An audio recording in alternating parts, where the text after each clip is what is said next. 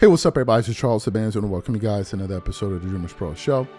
We cover everything from sports, hot topics, classic debates, entertainment, and we give you guys the first perspective on things and how we see them. And today we have a very serious show in store for you guys. Before we get into it, please make sure you like the video and subscribe to the channel. Now, I'm just going to go off on this. I'm not going to waste your time. I'm going to go off. Look, last year,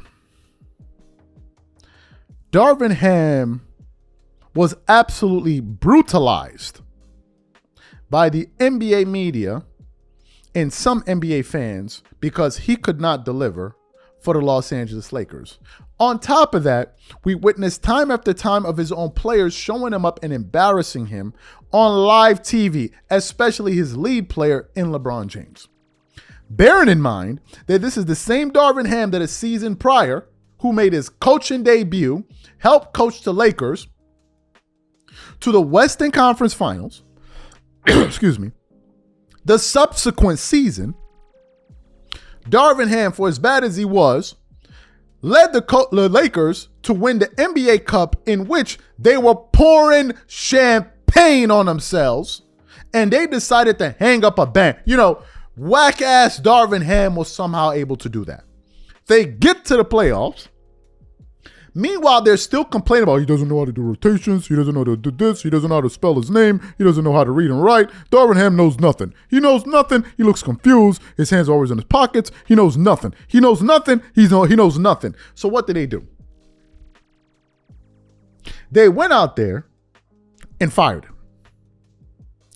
After they fired him, the next question became, well, who are you going to hire? Who are you going to hire? Because you just fired a guy that took you to the playoffs 2 years in a row. You won the NBA Cup. So surely you're going to get somebody better than him, right? No. That's not what the Lakers did. The Lakers decided to hire a guy that not only has never coached, he's never even coached on a collegiate level. They went out there and got Redick. That was doing a podcast with LeBron, was a contributor on ESPN talking basketball. They got him. And at the time they did, I'm like,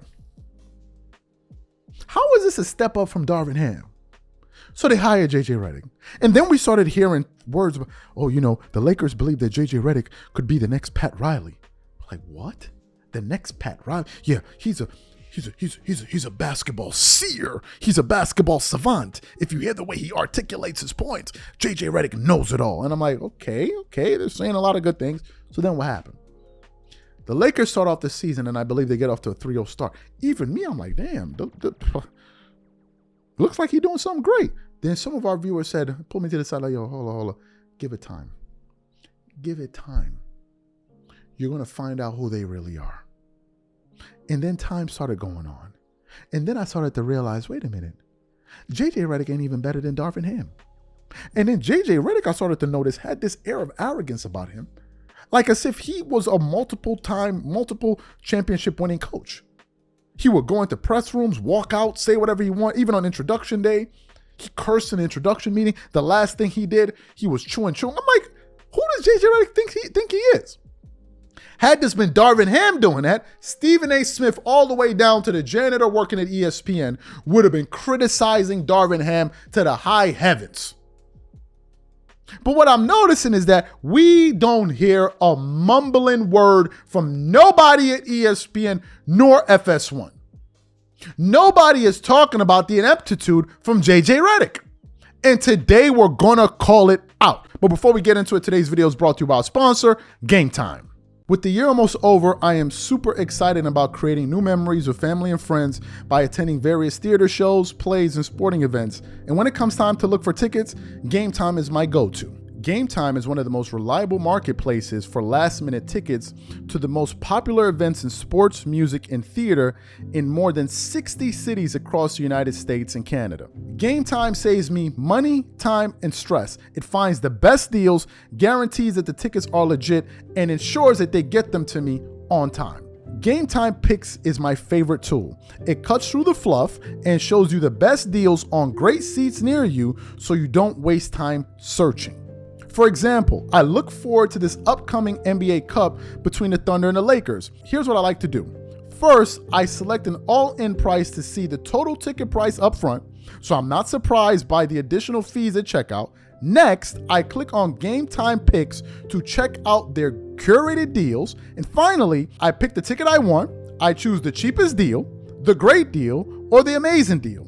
Once you select the ticket you want, you can use their panoramic seat view to ensure you know exactly what you're getting before you buy. So take the guesswork out of buying tickets with Game Time. Download the app, create an account, and use code CLNS for $20 off your first purchase. Again, create an account and use redeem code CLNS for $20 off. And remember, whenever you support this sponsor, you're supporting this channel. Thank you. So I want to give you guys some interesting data here, okay? I want to put up a graphic for you guys. And we're getting this graphic from Basketball Forever. I want to show it to you. And it says, same but different. First 10 games of the 2023 season, Dravin Ham with the Lakers, 10-7. For first 17 games. First 17 games with JJ Redick with the Lakers, 10-7.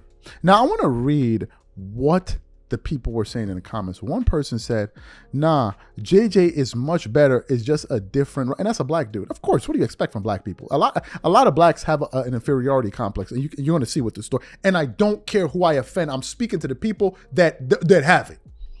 But this guy says, nah, JJ Redick is a much better. He's much better. It's just a different roster. It's the exact same roster. The exact same roster this season. The only two additions are Dalton Connect and Bronny James.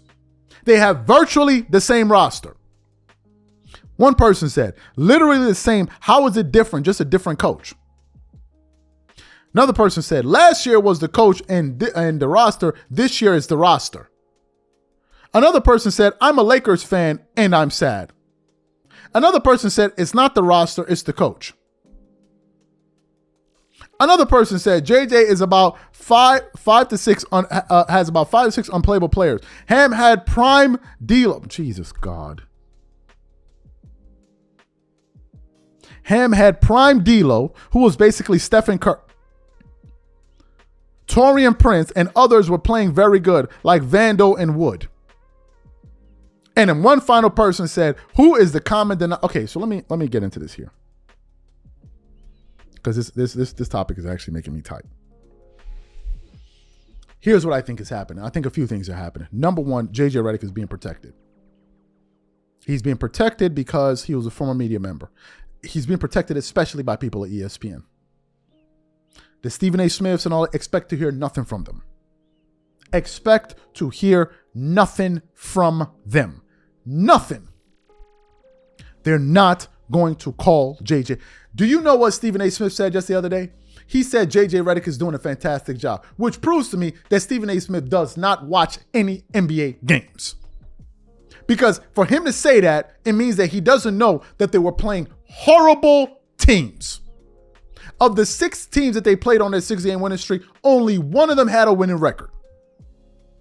He thinks he's doing a good job, which means he's not watching.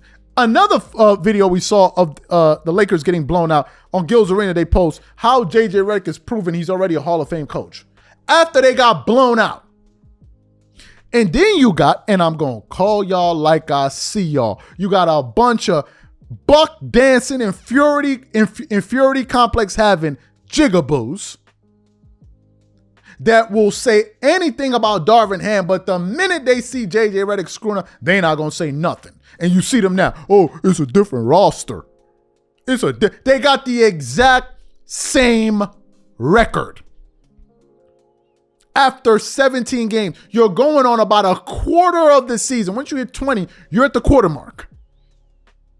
And the results are virtually the same. You got some of them trying to twerk it up and shake it away, talking about, oh, well, D'Lo was a prime D'Lo, the same D'Lo they were talking about getting traded last year, the same D'Lo that everybody was calling trash, that D'Lo that didn't play no defense, the same D'Lo that didn't play no defense this year and they put him on the bench. What are we talking about? What are we talking about? But the question is, why is everybody afraid to call out JJ Redick? This is what I want to know. We're going to answer it today. Why are these jigaboos, these buck dancers, afraid to call out JJ Redick? But when it comes to Dravin Ham, y'all be the first ones to run up there and start going off. Why? I'm going to say what I think, and I don't care who likes it, who disagrees, who unsubscribes, who subscribes. I'm going to tell you how I feel, because there's some black people that find it extremely easy to call out their own. But when it's another race, they're not going to do it. It's the reason why you walk down the street and almost 95% of the black dudes that see you, they ice grilling you ready to fight for nothing. But 5 white dudes will walk down the block and they don't look at them no kind of way. No kind of way. No kind of way. And they're going to talk about, oh, the racist system. You don't even got to worry about the racist system. We already got some of us eating each other alive anyway. And I said it. Because here you have an instant to call it down the line. Nobody's saying pick on JJ Redick. We're saying call it the way you called it last season in the last 2 years. Call it the way you called it. But they are afraid to do it. They are afraid, talking about JJ Redick as a brilliant mind. How is he a brilliant mind when he got the exact same record of a coach that had a dumb mind? Looks like they're the same to me. Looks like they are the same thing to me. So I just want to let y'all know, we know who you dudes are. We know you. We know you. If that was Dravin Ham, y'all would have been running out there with your pitchforks. Running out there with your pitchforks. But because it's JJ Redick, and what kills me is that JJ is actually way ruder than Dravin Ham. He will go into press conferences, act a fool, curse, do all of that. Hey, y'all do, man, look at his passion. With JJ, they call it passion. JJ acting like a dickhead and somebody that's unprofessional, they call it passion. But Dravin Ham would just be standing there with an expression like he doesn't know what's going on. He's like, there's a lot of pressure on him. Oh, he looks confused. He's stupid. We know you dudes. We know you dudes. It is embarrassing. And these be the same fools that be sitting up there talking about, man, I'm here for the black community. I'm here for the black community. What about black people? I'm here for the black community. And the black community, you can go kiss my ass. I'm here for the black community and go black people. And I'm here for the black community. It's them. It's them. These are my thoughts and I'm out.